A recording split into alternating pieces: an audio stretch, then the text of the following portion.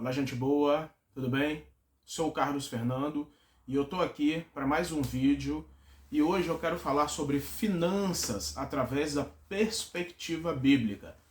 Se você não assistiu o primeiro vídeo que eu fiz falando sobre finanças, então dá uma olhada lá, porque esta é mais uma série, então tem uma playlist denominada Descomplicando as Finanças.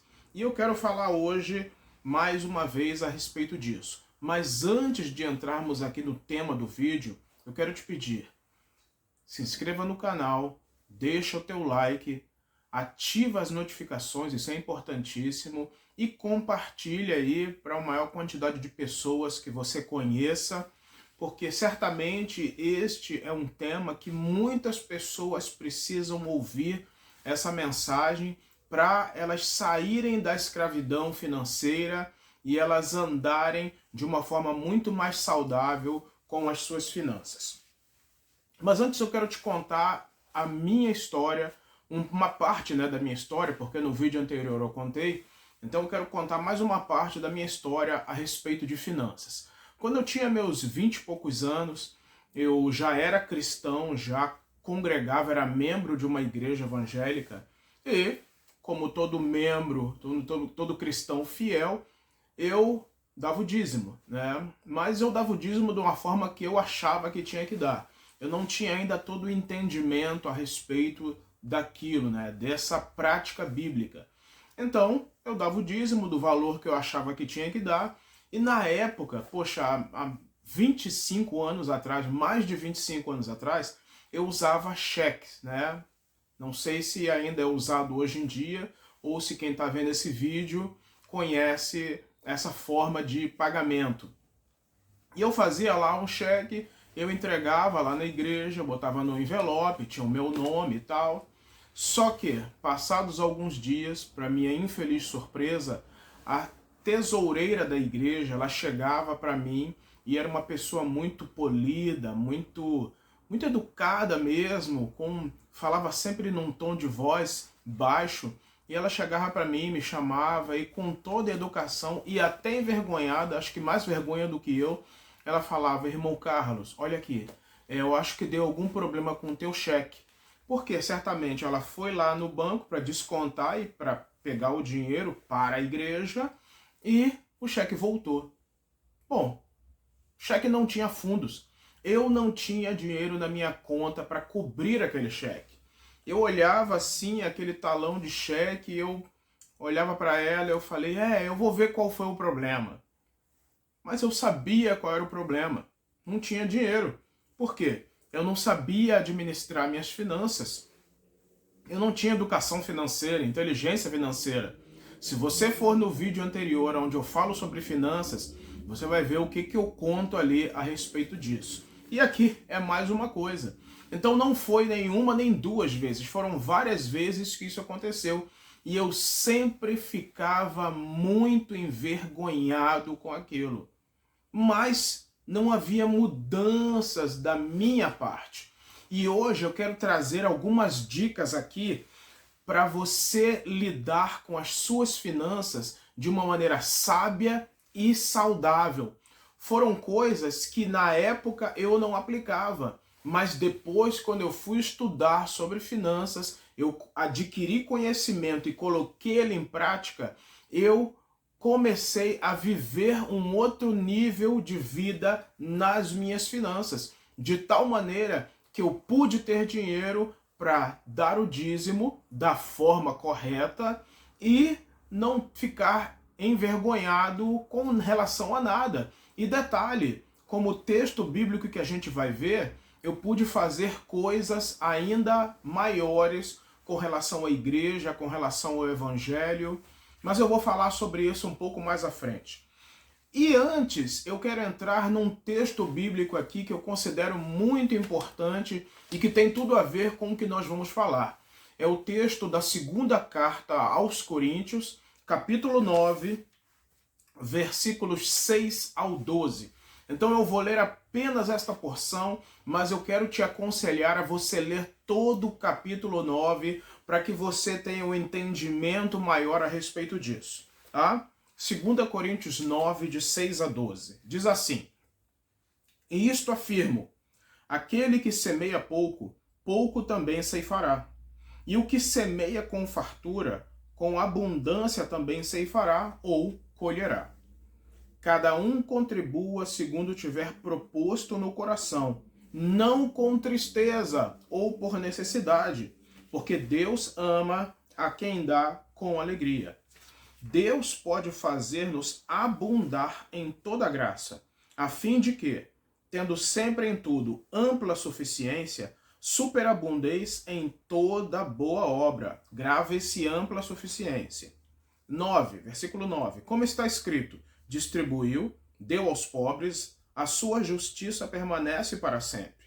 Ora, aquele que dá semente ao que semeia, Deus é que dá a semente, e não para alimento, também suprirá e aumentará a vossa sementeira, e multiplicará os frutos da vossa justiça, enriquecendo-vos em tudo para toda a generosidade, a qual faz que por nosso intermédio sejam tributadas graças a Deus, porque o serviço desta assistência não só supre a necessidade dos santos, mas também redunda em muitas graças a Deus. Eu quero focar aqui em algumas coisas que eu frisei aqui: ampla suficiência e generosidade.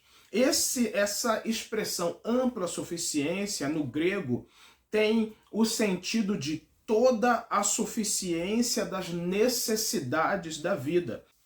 Então, aqui a palavra está nos mostrando que Deus quer nos abençoar de tal forma a suprir as nossas necessidades e nos transformar ao ponto de que nós sejamos ferramentas, instrumentos para abençoar outras pessoas. E qual é o sentido aqui? Qual é o contexto? Lendo todo o capítulo 9. Paulo estava falando para os cristãos em Corinto que eles deveriam estar prontos quando chegassem lá os emissários dele, estar prontos para dar a oferta que seria levada para um outro povo, cristãos de uma outra cidade.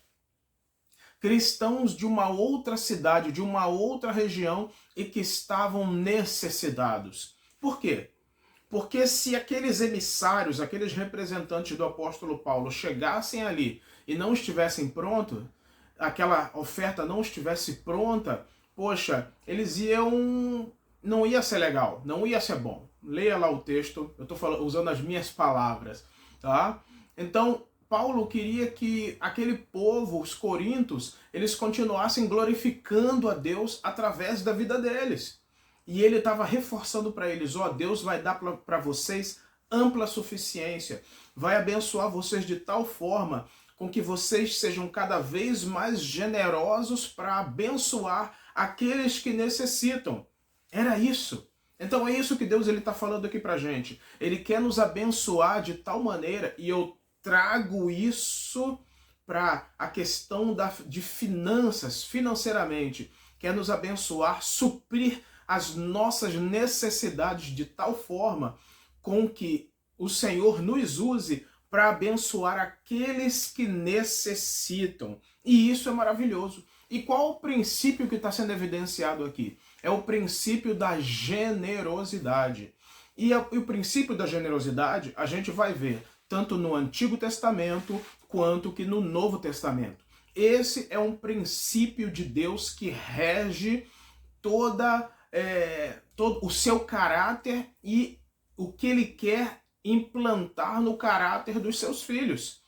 O princípio não é o dízimo, porque se a gente for na palavra no Velho Testamento, vai ver que haviam 3 formas de dízimo que os judeus deveriam cumprir, mas o dízimo existia antes da lei. É uma prática que foi iniciada por Abraão, antes de Deus dar a lei, antes de Moisés, e que chegou no Novo Testamento e continuou sendo feita, sendo realizada essa prática bíblica. O dízimo é bíblico? Sim, é bíblico. Eu não vou falar aqui, esmiuçar a respeito do dízimo, mas eu estou querendo mostrar que o princípio era generosidade. Davi, quando ele chamou o povo, ele convocou o povo para ofertar para a construção do templo, o povo deu, o povo foi generoso, o povo de Israel foi generoso. E chegou o momento que Davi chegou para eles e falou: parem, parem, porque a gente já tem muito mais do que era necessário. Não é mais necessário vocês fazerem isso. O que havia no coração do povo de Israel? Generosidade. O que Paulo está falando com relação aos Coríntios? Generosidade. Coríntios não, Coríntios. Generosidade. Sejam generosos. Assim como Paulo falava para outros, assim como a gente pode ver no início do livro de Atos dos Apóstolos, os apóstolos de Jesus, eles eram generosos. E detalhe, havia generosidade na vida dos cristãos em Jerusalém, porque eles vendiam tudo, entregavam tudo aos pés dos apóstolos, e a Bíblia diz que nos apóstolos havia graça abundante, e todo aquele que necessitava de algo, os apóstolos distribuíam, de tal forma que não houvesse necessidade na vida de nenhum dos novos cristãos em Jerusalém. Tá vendo como isso é tremendo? É o princípio da generosidade em ação na vida do povo de Deus. Então, qual é o propósito de Deus para nós através do dinheiro? Porque eu estou falando aqui de finanças, estou falando de dinheiro. Eu vejo dois propósitos. Deus quer nos usar como instrumentos para abençoar o corpo de Cristo, os demais membros, os demais irmãos em Cristo, ajudando com dinheiro aqueles que necessitam. Olha, não é assistencialismo, não.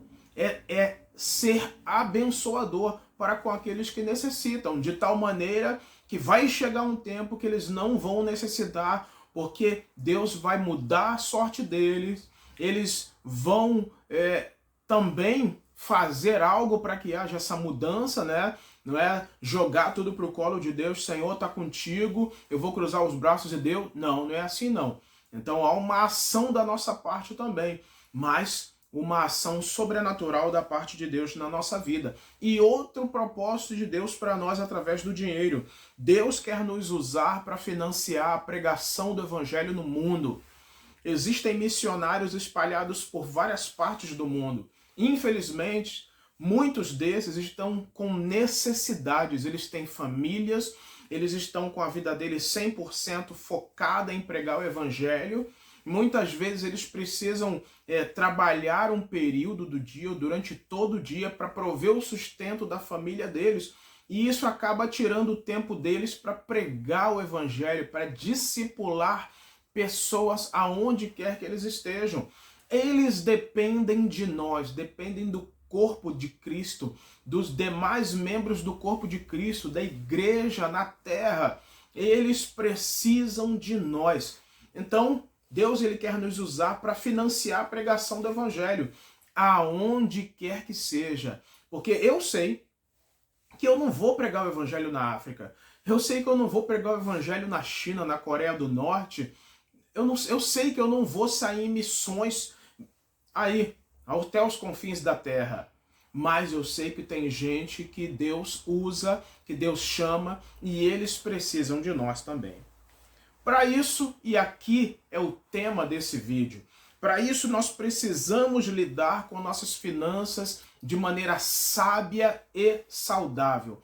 E eu quero trazer aqui algumas dicas, são 5 dicas a respeito disso, para você lidar com as suas finanças dessa maneira. Dica número 1, não saia para comprar nada quando você estiver ansioso ou ansiosa ou triste.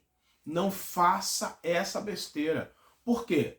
Se você sair para comprar alguma coisa ansioso ou triste, você vai começar a comprar como uma forma de fuga daquele sentimento, fuga daquela crise que você está passando, fuga daquela tristeza que você está sentindo. E aí você vai começar a consumir somente para alimentar algo que não é o consumismo que vai alimentar. Então você vai comprar de maneira indiscriminada, vai gastar aquilo que pode e o que não pode, e depois a conta vem. Depois você vai ficar mais triste, mais ansioso, porque comprou além do que devia.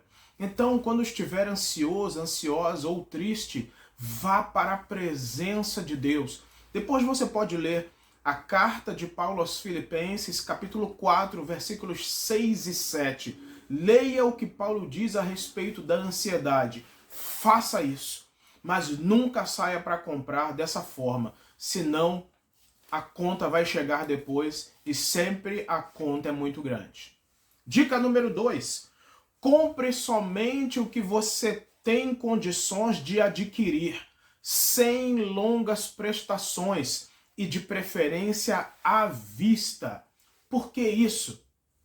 Sabe, existe uma estratégia hoje das lojas, do comércio, das empresas, de dividir itens, materiais, geralmente eletrodomésticos, em diversas prestações. 12, 24, já vi 36 prestações. E são prestações pequenininhas, né? Um item que é caro, prestações pequenas, você olha assim e fala, isso eu consigo pagar. Mas só que é o seguinte, você faz um compromisso a longo prazo, e é um prazo muito longo. E geralmente o ser humano, o brasileiro, mais especificamente como é imediatista e consumista, e não se organiza, não se planeja, ele vai comprar um monte de coisa e vai juntando 50 aqui, 50 ali. Só que é o seguinte, não é 50 de uma vez, são 12, 24, 36 vezes. E aí, quando soma os vários itens que comprou ali no mês, vai dar 100, 200, 300, 400, 500 reais. E aí você tem uma dívida a longo prazo que compromete o teu orçamento pessoal ou familiar. Só que é o seguinte, ninguém está livre de acontecer problemas, de passar percalços pela vida. Pode vir doença, pode acontecer alguma situação, quebrou o carro, ficou desempregado. Todos nós podemos passar por isso. Problemas acontecem. Como você tem um compromisso a longo prazo, se você, por exemplo, fica desempregado no meio desses 36 meses aí, pagando 500 reais de vários, né? Vamos colocar aqui 10 itens de 50 reais cada um por mês. E aí vai faltar dinheiro. Você vai ficar com o seu nome sujo. E aí como é que vai fazer? E a dívida só vai crescendo, porque se você for ver nos boletos, nos crediários, eles vêm lá, poxa, a partir do vencimento juros disso, juros diário daquilo, e é tudo para aumentar. Olha, as lojas, o comércio, ele tem que se precaver, porque se ele tá dando algo para ser pago a longo prazo, se não é pago, então os juros eles vão aumentar, porque quem vai pagar os juros não é a loja, quem vai pagar os juros não é o vendedor, mas é o cliente. Então não se comprometa a longo prazo, não seja consumista ou imediatista. Viu alguma coisa que quer comprar? Você tem que pensar primeiro, eu tenho dinheiro? Não tenho dinheiro. O que eu posso fazer? Quanto tempo que eu posso juntar? Aí você estipula o prazo, né, o valor por mês. Quanto tempo que eu posso comprar essa TV, essa geladeira, ou o que quer que seja. E você se organiza, se planeja para que num tempo X você tenha todo o valor. Quando terminar aquele tempo X, aquele item vai estar mais barato e você vai ter todo o valor, até a mais provavelmente, para chegar na loja e eu quero comprar à vista. E você pode negociar um desconto para pagar mais barato. E o dinheiro vai sobrar até para outras coisas, para guardar, para investir ou para até comprar outra coisa, ok? Dica número 3. Faça alvos financeiros. Guarde dinheiro para comprar o que você colocou como objetivo, né? Eu falei um pouco disso na dica número 2. Olha, seja estratégico com o dinheiro. Como eu já falei um pouco disso, eu não vou frisar muito aqui. Mas eu deixo essa frase aqui. Seja estratégico com o dinheiro e não emocional. Não gaste emocionalmente, mas estrategicamente. Como é que é o gastar emocional, Carlos? Eu passo na vitrine, olho aquele negócio ali, ai, vem aquele desejo de comprar. Poxa, todo mundo sente isso, eu sinto isso. Mas não se deixe levar pelas suas emoções. Seja estratégico, seja racional. Volte para casa, coloque no papel e comece a pensar. E aí, como é que eu vou fazer? E ore também, coloque diante de Deus, Senhor, eu quero comprar isso. Mas será que eu devo comprar isso? É a tua vontade? E aí comece a fazer os cálculos. Se você pode, ok, de preferência de uma vez só, ou poucas prestações, como eu falei no dica anterior. Não se comprometa a longo prazo, porque você não sabe o que vai acontecer no futuro. Então, não seja emocional. Faça alvos financeiros. E não apenas para o que você vai comprar, mas o quanto você quer guardar, aquilo que você quer fazer no seu futuro, aonde você quer estar, chegar financeiramente. E tem várias coisas que nós podemos colocar como alvos financeiros para nossas vidas, certo? Dica número 4. Evite comprar algo só porque está em promoção. É melhor guardar e investir do que gastar por gastar e sem precisar gastar. Olha, promoção é o que mais tem por aí. Então você vai passar em diversas lojas e vai ver. E sempre os cartazes eles estão grandes, mostrando promoção. Olha, isso é tudo para quê? Para chamar a nossa atenção, para mexer com o nosso emocional. Mas antes de comprar aquilo que está em promoção, pare e faça as seguintes perguntas para si mesmo e responda: eu preciso? É necessário? É uma necessidade? Se eu não preciso, por que eu vou comprar só porque está em promoção? Ah, eu vou pagar mais barato e porque depois... Não, não pense assim. Ah, é uma necessidade? É uma necessidade. Por exemplo, no meu caso, eu tenho tênis. Eu não sou de comprar tênis e sapato, né? Não tenho muitos. Mas eu já tenho tênis. Eu posso olhar assim, ver aquelas promoções e olhar, poxa, esse tênis está muito bom, está muito barato, está em promoção. Mas se eu for olhar para o que eu tenho, eu vou parar assim e pensar, eu preciso? É uma necessidade? Não. Tem outras coisas que são necessidade, que são prioridade. É uma prioridade? Uma outra pergunta que temos que responder. É prioridade? É necessidade? Eu preciso? Se tem não em todas essas perguntas, então não compre. Não faça isso. Pense não apenas no agora, mas pense no futuro também. Porque aquele valor, por menor que seja, você pode guardar e investir para o teu futuro. Aí para quando você precisar, quando for uma necessidade, quando for uma prioridade, aí você vai ter esse dinheiro para comprar, ok? Dica número 5, última dica. Controle seus gastos de maneira racional. O que é isso, Carlos? Coloque os seus gastos no papel. Aliás, coloque a sua vida financeira no papel.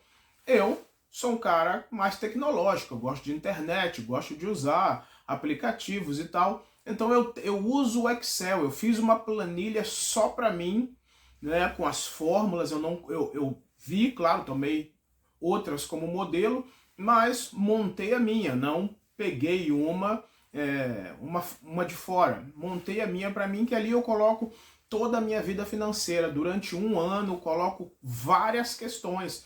Coloco aquilo que vai entrar, eu coloco aquilo que é essencial, o que não é essencial, ou aquilo que é fixo e o que é temporário. E vai me dando lá todo o raio-x das minhas finanças. E vou lançando aquilo que eu sei que é fixo durante um tempo, eu lanço aquilo que eu tenho uma ideia pelo que eu gastei antes, que eu paguei antes, eu lanço, e aquilo que vai entrar também. Então a minha vida financeira está ali. Seja racional.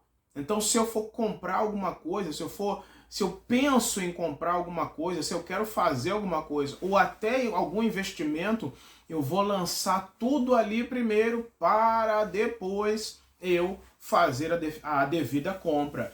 E também, se eu estou gastando muito e se eu quero fazer cortes nos gastos, ali na minha Planilha financeira é que eu vou ter um raio-x geral e vou saber aonde é que eu tenho que cortar.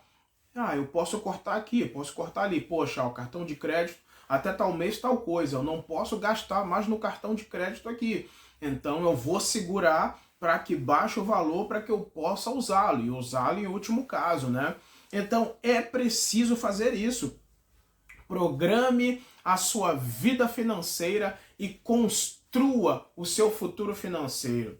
E detalhe, isso não diz respeito a quanto você ganha. Se 1.000, 5.000, 10.000, 100.000. Isso é para toda pessoa. E se você ganha pouco, aí claro que você precisa usar a planilha, uma agenda. Se você não gosta de Excel, de internet e tal, escreva tudo. Minha esposa faz desse jeito, ela bota no caderninho, vai escrevendo tudo, pega o boleto, pega a fatura, vai e coloca tudo ali e se organiza. Não existe desculpa assim, eu não sei usar Excel, eu não gosto de computador. Poxa, papel, caneta e papel, isso aí é o mínimo. Mas eu não sei escrever e ler, então peça ajuda de alguém. Uma pessoa de confiança, claro, não é qualquer um, peça ajuda de alguém para fazer isso. Mas faça, e aí você vai poder ver como é que está a realidade da sua vida financeira e aplicar as devidas mudanças para que você tire a corda do pescoço. Olha, eu falei um pouco sobre isso no vídeo passado, então é importante. Se você não assistiu, assista o vídeo passado, onde eu falo sobre finanças, o vídeo número 1.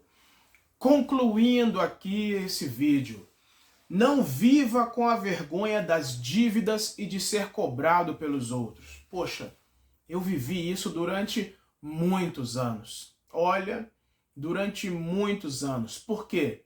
Eu não tinha o conhecimento. E ainda que eu ouvisse alguém falando alguma coisa, eu não aplicava. E eu comprava de maneira emocional. Era como se eu estivesse de olhos fechados e passando o cartão de crédito, né? E ia. Aí quando eu chegava no momento do pagamento, olha, saía tudo e eu ficava devendo. Eu caía nas armadilhas como cheque especial, né? Aquele valorzinho que o banco joga lá. Aconteceu isso recentemente, acho que ano passado. O banco jogou um valor para mim de cheque especial e como eu estou sempre olhando o aplicativo do banco, eu olhei e tá aquele valor lá.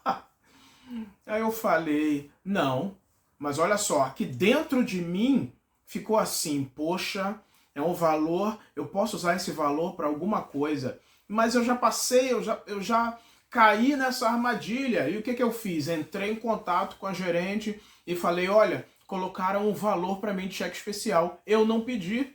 Mas eles fazem assim mesmo, sem você pedir eles lançam. Por quê? É uma isca. Assim como o pescador lança a isca no rio ou no mar para que o peixe, qualquer peixe, vá lá e fisgue. E assim ele vai ficar preso. Aí ela falou, não, mas isso aqui, olha, se você tirar, você vai perder isso, aquilo, outro. Eu não quero. Ponto final. Por favor, tire da minha conta. Aí ela foi e tirou da minha conta. Acabou. Entendeu? Porque já passei por essa situação e não foi nada legal. Detalhe, 2 situações, em 2 bancos diferentes, eu passei por essa armadilha, eu caí nessa armadilha. Por quê? Gastos emocionais. Né? Eu olhava aquilo, que maravilha. Então, não viva com a vergonha das dívidas de ser cobrado pelos outros. Seja um instrumento de Deus para abençoar outros irmãos com dinheiro também, além de financiar a proclamação do Evangelho pelo mundo. Deus quer nos fazer ser instrumentos para isso. Ir aonde aqueles que estão, mas ir como? Ajudando eles de uma forma prática, para que eles consigam pregar o Evangelho livremente, em nome de Jesus. Amém? Muito bem, eu espero que tenha te ajudado com essa mensagem, com essas dicas, com o texto. Leia 2 Coríntios capítulo 9, é muito importante. E mais uma vez eu quero te pedir, se inscreva no canal, deixa o like, compartilha para geral e ative as notificações. E se esta mensagem fez sentido para você, coloca aí nos comentários o que você recebeu. Coloca aí o que você vai praticar, o que tem acontecido com você. Eu quero interagir contigo e te abençoar cada vez mais, certo? Este canal existe para quê? Para te ajudar a subir de nível na sua vida, em todas as áreas da vida, para que você cresça, para que a tua fé seja fortalecida. E finanças, ela está intimamente relacionada com fé também. A gente olha na palavra e a gente vê isso, certo? Deus te abençoe e até o próximo vídeo.